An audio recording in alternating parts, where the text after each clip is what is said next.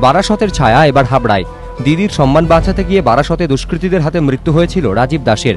সেই স্মৃতি ফের উস্কে দিল হাবড়া থানার বিড়ার ঘটনা।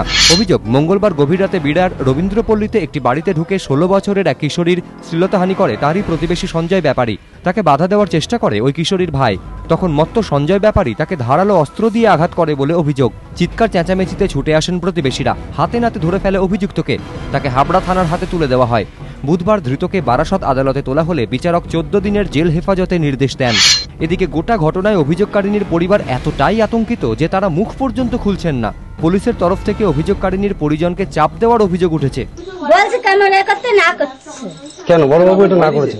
আমি সে কেন সে কথা আমি জবাব দিতে পারবো না। সে বলছে কোনো ক্যামেরা না হয়। এটা কি বড়বাবু থাকবে? কোন বড়বাবু বলেছে? হাবড়া থানার। যদিও এ বিষয়ে মুখে কুলুপ এঁটেছে পুলিশ। সমীরণ পাল, এবিপি আনন্দ, উত্তর 24 পরগনা।